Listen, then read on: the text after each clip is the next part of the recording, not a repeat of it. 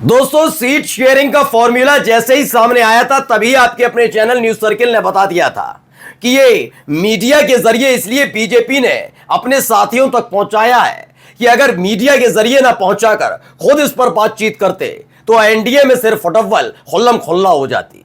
अब हालात यह है कि एक दिन पहले ही चिराग पासवान ने ऐलान कर दिया कि 25 से 28 सीटें बीजेपी अपनी जेब में रखे, मोदी शाह अपनी जेब में रखें, मैं तो 243 सीटों पर चुनाव लड़ूंगा। अब इन सब के बीच एनडीए के एक और साथी ने बड़ा ऐलान कर दिया, और यह ऐलान नहीं है, चुनौती मोदी शाह को है। चुनौती ये कि अगर मैं डूबा तो पूरी एनडीए को लेकर डूबूंगा, मैं हारा तो एनडीए हार जाएगी। यह बड़ा ऐलान है, ऐसा छोटा मोटा ऐलान नहीं है। एनडीए का जिक्र करके उसके हारने का ऐलान कर दिया जाए तो यकीन मानकर चलिए ये कितनी बड़ी बात है, वो भी एनडीए का एक बड़ा घटक दल, एनडीए का एक घटक दल, एनडीए का साथी यानी कि बीजेपी का साथी। यही नहीं, यह भी खबर है कि उन्होंने गोदी मीडिया की हैसियत बता दी है कि अपनी हैसियत में रहे गोदी मीडिया कि किसको कितनी सीटें मिलेंगी वो हम बताएंगे। यह दरअसल इसलिए उन्होंने स्पष्ट कर दिया क्योंकि उनको पता है कि यह लिस्ट बकायदा मोदी शाह की तरफ से ये मीडिया को भेजी गई थी अपने साथियों को समझाने और संकेत देने के लिए, लेकिन गोदी मीडिया पर बरसते हुए उन्होंने मोदी शाह को चुनौती दे डाली है। आज की बड़ी खबर दिखा रहा हूं कि दूसरे ही दिन दूसरे बड़े साथी ने बगावत का न केवल ऐलान किया बल्कि मोदी शाह को चुनौती दी। नमस्कार, मैं हूं प्रज्वल गौतम और आप देख रहे हैं न्यूज सर्किल। बड़ी चिंता रहती है ना इस देश की मीडिया को, खास तौर पर एक गोदी मीडिया क्या करे, इंडिया गठबंधन टूट जाएगा, तेजस्वी यादव नहीं बनेंगे मुख्यमंत्री, कांग्रेस ने मना कर दी, टांग अड़ा दी, कांग्रेस नाराज, राहुल गांधी और तेजस्वी यादव में अनबन।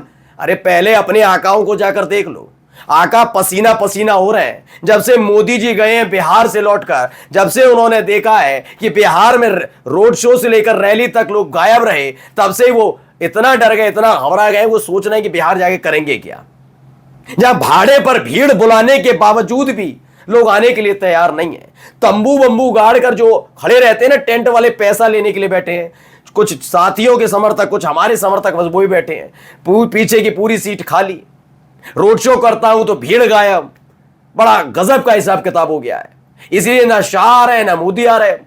शाह पहुंच रहे पश्चिम बंगाल की, वही माहौल बना लिया जाए, अपनी साख बचा ली जाए। कुल मिलाकर यहां पर एक और बगावत हो गई। इस बगावत को मैं आपको दिखाने जा रहा हूं, लेकिन उससे पहले मैं आपको दिखा रहा हूं कि आखिरकार वो कौन सा एक फॉर्मूला सामने आया था, मोदी शाह के जरिए चैनल के थ्रू भेजा गया था साथियों को, जिस पर दो साथी बागी हो गए। पहले वो मैं दिखाने जा रहा हूं, ये देखिए, ये हिंदुस्तान की खबर है। इसमें लिखा बिहार चुनाव 2025 से एनडीए में सीट बंटवारे का फॉर्मूला तय, जानिए किसके खाते में कितनी सीटें। इसमें बताया गया सूत्रों के हवाले से खबर है, मैंने कहा ना सूत्रों के हवाले से खबर बता दी गई, जिससे नाराजगी इस बात की ना हो जाए कि खुल्लम खुल्ला खबर है। बीजेपी नहीं चाहती कि वो उसके साथी नाराज हो जाए, कि खुद बैसाखी पर सरकार ही, मोदी जी बैसाखी वाली सरकार पर है, गुस्सा होगा, खींच लिया समर्थन तो कुर्सी चली जाएगी। इसलिए वो भेजते हैं कि ये करके देखो गुस्सा होंगे या खुश होंगे। करके देखा, सारे के सारे टूट पड़े, बागी हो गए। क्या खबर है?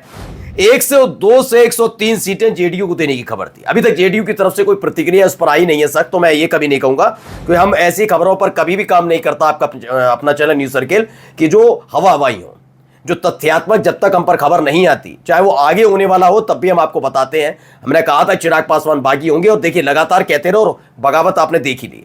इसलिए अभी भी मैं बता रहा हूं कि हम अभी इस पूरे मसले फॉर्मूले पर जेडीयू नाराज है, इसकी खबर नहीं निकल कर आई है।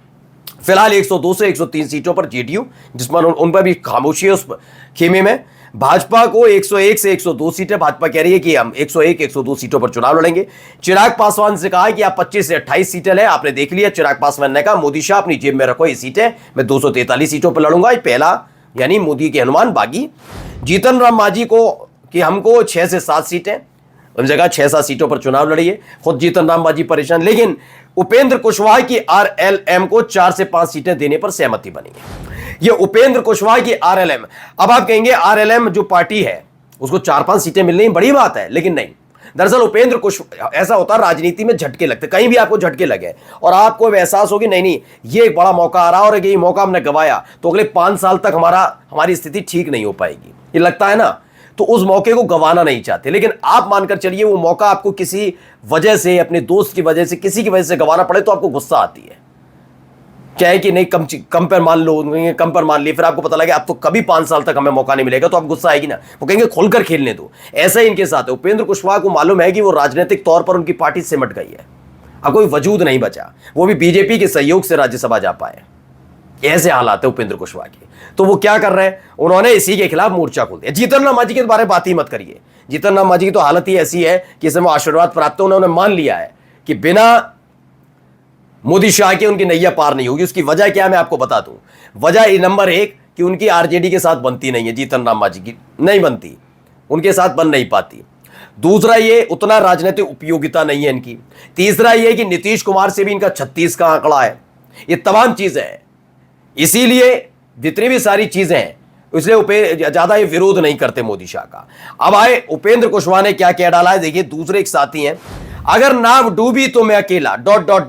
उपेंद्र कुशवाहा की एनडीए नेताओं को ये कैसी चेतावनी, कहा कारा काट की गलती न दोहराएं। हुआ क्या, इसमें बताया गया राष्ट्रीय लोक मोर्चा के अध्यक्ष और राज्यसभा सांसद उपेंद्र कुशवाहा ने एनडीए के सहयोगी दलों को कड़ी चेतावनी दी। अब एनडीए के सहयोगी दल कह रहे हैं, जबकि बीजेपी के लिए है ये। उन्होंने 2024 के काराकाट लोकसभा चुनाव का उदाहरण देते हुए कहा कि अगर गठबंधन में आंतरिक असहयोग रहा तो सभी सहयोगी दलों को नुकसान उठाना पड़ेगा।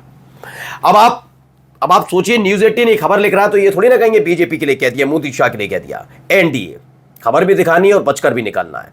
दरअसल आप जानते हैं कि जिस तरह के फैसले लोकसभा चुनाव के दौरान बिहार में लिए गए वो खास तौर पर बीजेपी ने लिए होंगे, है ना। चिराग पासवान ने ले नहीं लिए होंगे ज्यादातर। किसने लिए, क्योंकि उस समय मजबूत थी बीजेपी, सबको पता है मजबूत थी, और उस समय तो माहौल भी क्रिएट था। 400 पार 450 500 मेरा लोगों का बस नहीं चल रहा था इन सब लोगों को चरण चाटने वालों का। माना 800 900 10,000 50,000 सीटें भी दिलवाते, पूरी दुनिया में सीटें दिलवा कर इनको दिलवा देते। खैर उस समय इनकी ताकत में थे, लोगों को लग रहा था, साथी भी शांत बैठे थे। उन्होंने कहा जितनी मिल रही है चुपचाप ले लो, उस तरह के हालात बने थे, ये बात स्पष्ट है। उसके बाद इनकी हालत खराब हुई है। तो इन्होंने मोदी शाह को चेतावनी दी। अब क्या कहा, उपेंद्र कुशवाहा ने कहा कि उपेंद्र कुशवाहा हारा तो एनडीए हारा, क्योंकि सभी एक ही नाव पर सवार हैं। राजनीति के जानकारों की नजर में कुशवाहा का यह बयान एनडीए के अंदर खाने के सियासी पेच की कहानी को बता रहा है, जिसमें सीट बंटवारे और कोऑर्डिनेशन जैसे मुद्दे हैं। उन्होंने देखिए स्पष्ट कर दिया, नहीं कर दिया। यही नहीं, एक और बयान आया, वो जरा सुनिए। मीडिया एनडीए की सीटें बांटना छोड़े, हमारा काम हम कर लेंगे। मीडिया कौन सी मीडिया?